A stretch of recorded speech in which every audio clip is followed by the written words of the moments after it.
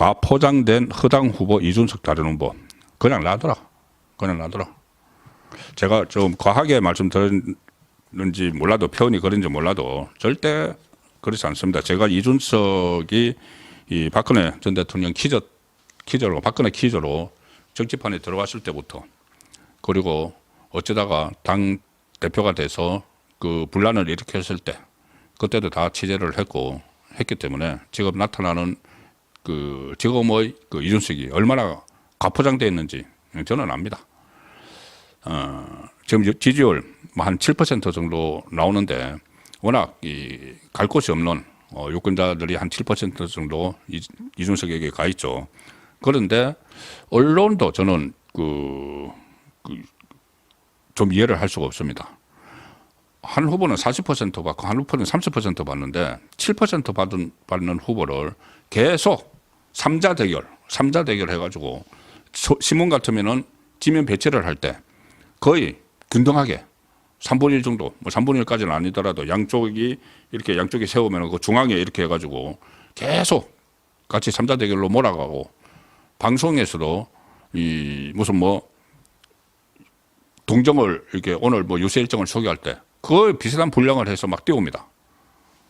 그리고 이 패널 구성에서도 TV 그 패널 구성에서도 뭐 이준석 쪽 사람들이 들어와서 또 이야기를 하고 하죠.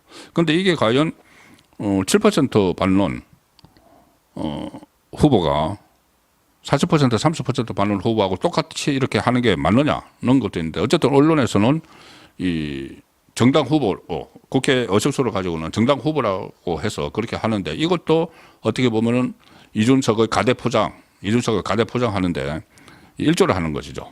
이준석은 대표적인 여의도 낭인입니다. 여의도 낭인 출신입니다. 여의도 저 정치권 주변에 가면은 별 직업 없이 뭐 학벌이 있다고 해도 별 뚜렷하게 그다음에 뭐 전문 직업 가진 것 없이 그냥 왔다 갔다 하다가 선거철 되면은 한번 출마해보고 뭐 자기들끼리 어울려서 그리고 뭐 정보교환하고 하는 사람들이 있습니다.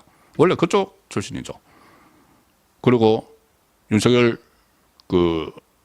전 대통령 초기에 그렇게 분란을 일으켜서 오히려 발목을 잡는 그런 행동을 했는데 어쨌든 더 이상 말씀드리는 것보다 이제 이준석이 지금 대선판에서도 지금 부각이 안 돼서 그렇지 상당히 이 부적절한 언행들을 막 보이고 있습니다. 한 두 가지만 제가 소개를 드리면 이게 이 언론에 지금 다 부각이 안 되는데 다른 이슈들이 많으니까 그리고 이준석에 대해서는 좀 봐주는 그런 분위기도 좀 있습니다. 그 이제 패론적인 발언을 과거에도 많이 했죠.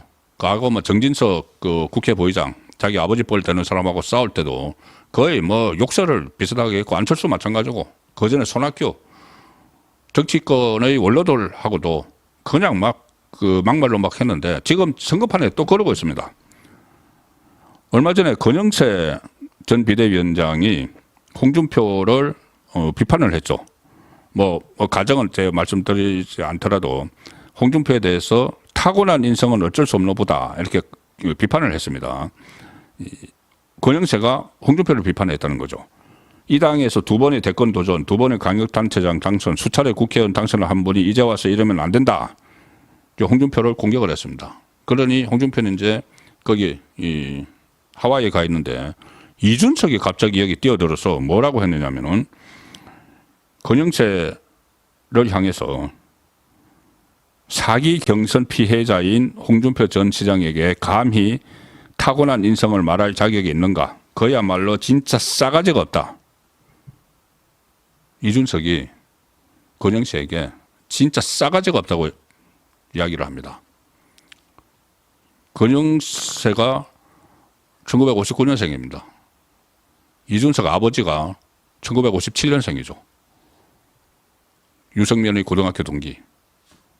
자기 아버지 뻘 되는 사람한테 싸가지가 없다고 공개적으로 이야기를 합니다. 이런 인성을 가진 사람이 지금 대선에 나오겠다. 왜 또 홍준표를 그렇게 감싸느냐 하면은 그때 홍준표가 출국할 때 공항에 갔죠. 공항에 가니까 홍준표가 덕담을 한다고 이번 선거는 이준석과 자네의 싸움이야. 뭐 이런 식으로 또 편을 들어줬죠. 그렇다고 권영세를 공격을 하면서 싸가지가 없다고 자기 아버지 뻘에게 이런 인성. 그리고 어제 또 노인 폄훼 발언도 하나 있었는데 이것도 지금 그냥 묻혀가고 있습니다. 제가 이준석의 행태를 제가 뭐 찾으려고 찾는 게 아니고 과거에 워낙 이렇게 많이 해왔기 때문에 이거 그대로 눈에 띕니다. 가령 김문수 후보에게 이렇게 이야기했습니다. 가령 김문수 후보가 미래의 성장을 기대할 수 있는 선수인가, 이제 성장론을 막 이야기를 한 것 같습니다. 김문수 후보가. 그러니까는 김문수 후보가 미래 성장을 기대할 수 있는 선수인가. 나이가 74세인데 뭘 성장시키느냐. 나이가 74세인데 74세가 뭘 할 수 있어. 이거 엄청난 노인 폄훼 발언이죠. 패론적인 발언이죠. 자, 어쨌든 이런 발언도 있는데 이렇게 하니까 오늘 이런 보도도 있었습니다.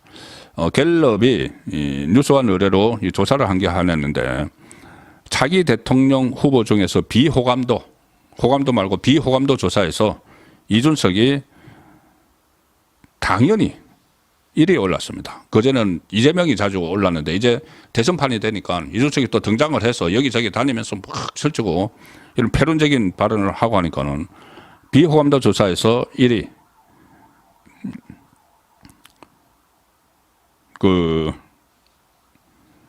비호감도가 67%, 호감도가 28%. 자, 1위를 했다.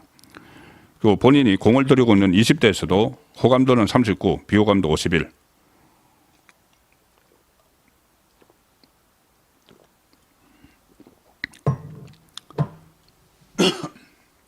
그렇게 조사가 됐습니다. 제가 이준석 이야기만 하면은 좀 목소리가 커지는 그런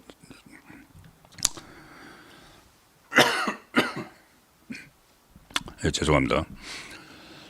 그래서 이준석이 또 오늘도 이런 이야기를 했습니다.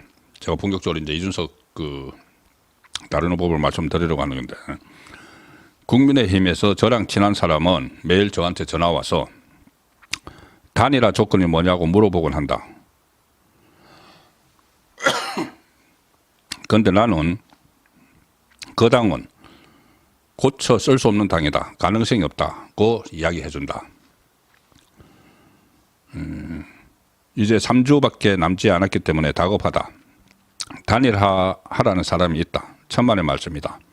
오히려 시간이 없으니 빨리 이준석을 통해서 정권교체 만들어야 하는 것 아니냐. 일종의 망상처럼 이렇게 이야기를 하고 있는데, 자, 이준석에 대해서 오늘 또 이정현 김문수 캠프의 공동선대위원장도 이준석에게 마치 뭐 사과를 해야 된다는 식으로 그때 이 당을 나간 데 대해서 본인이 알아서 나갔죠.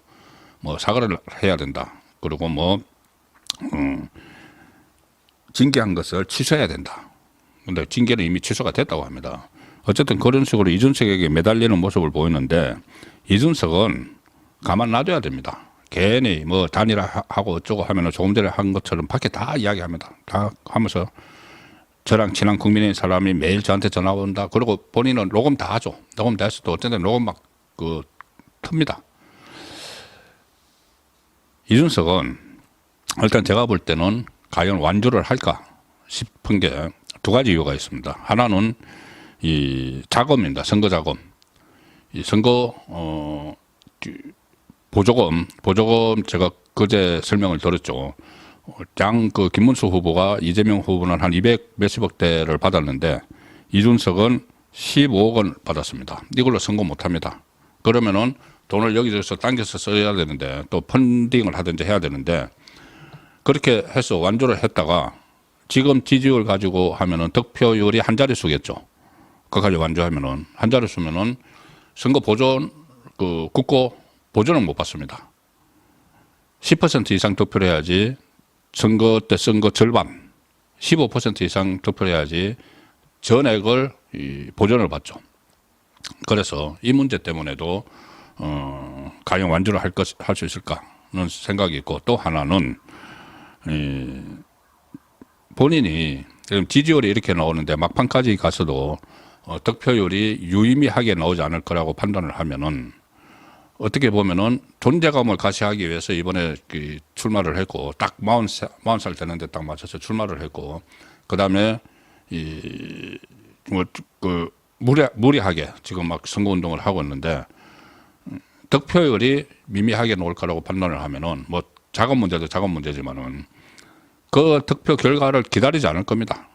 그렇다고 득표율이 유의미하게 두 자릿수 나올 가능성은 지금 전혀 없어 보이고 그러면은 슬그머니 이제 뒤로 물러서면서 국민의힘의 단일화 제안에 대해서 마지못해 응하는 척하면서 무슨 뭐 이재명에게 정권을 내주면 안 되기 때문에 이런 식의 명분을 따라서 제풀에 저는 선택을 할 거라고 봅니다. 물론 뭐 다른 변수가 생겨서 더 계속 완주를 할 수도 있지만 지금 상황에서 보면 그렇다는 것이죠. 그래서 그냥 둬야 된다. 뭐 단일화를 해야 된다고 하고 과거에 뭐 일에 대해서 징계한 것을 사과를 해야 된다고 하면은 그것을 선의로 받아들이는 그 인물이 아니기 때문에 오히려 대치기를 당합니다. 역효과 그대로 다 돌아옵니다. 그래서 좀 섣부르게 이렇게 이준석과의 단일화 이야기를 하지 않는 것이 좋겠다는 제 오랜 경험에 의한 판단입니다.